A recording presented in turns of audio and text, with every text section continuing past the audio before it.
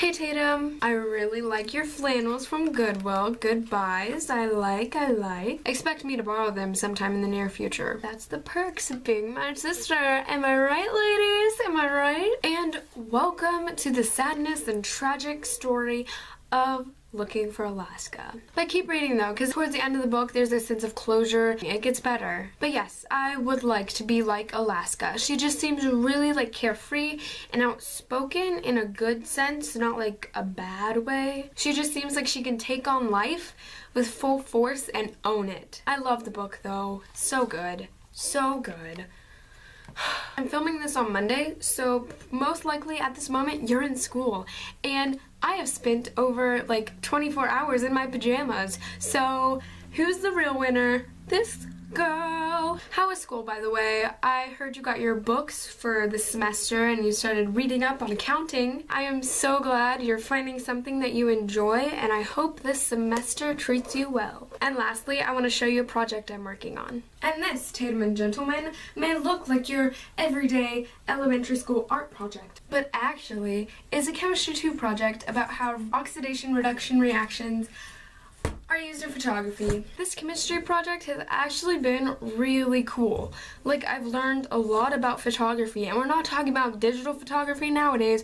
We're talking about old school, getting film developed, black and white pictures. Basically, I will try to explain to you all of this. So when you're taking a picture, light is bounced off the object you're trying to take a picture of. I think that's how it goes. I'm kind of just guessing on that part, but the other part is real science. Science! And then it enters through the lens, which then hits the film located directly behind the lens. So black and white film is basically a plastic backing coated with a thin layer of silver bromide crystals, and when light hits these crystals, they are affected. So the light hits the film and causes an oxidation in the bromide ion, which means it loses an electron.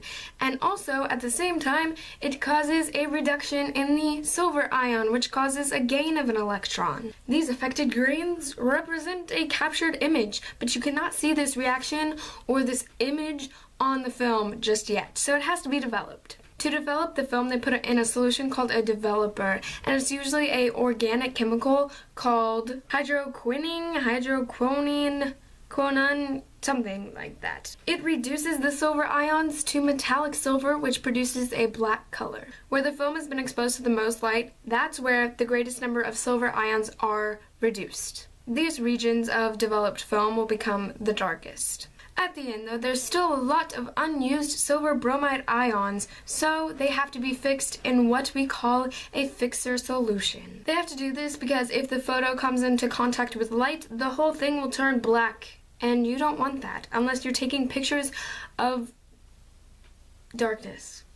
So the film is put into a fixer solution to remove the unreacted silver bromide. Sodium thiosulfate is commonly used for this, and it is also known as hypo. So after this bath, the film is dark where it was exposed to light and clear where it was not exposed. This image is the reverse of the light and dark of the original scene that you took a picture of, and it is most commonly known as a negative. So here's the really cool part. So you can make a positive print, or like the final picture, from the negative by taking the negative and shining a light through it onto photographic paper that is again lined with silver bromide. The light passes through the clear parts of the negative but is stopped by the dark parts. Wherever the light strikes the paper, silver bromide is activated. When the print is developed, the silver ions are reduced and those regions appear dark. What was dark in the original scene but clear in the negative is again dark in the final print. And what was clear in the original scene and dark in the negative is again clear in the final print. Throughout this series of redox reactions, the final print resembles the scene that was photographed. And bam! That is how photography works, people. A+,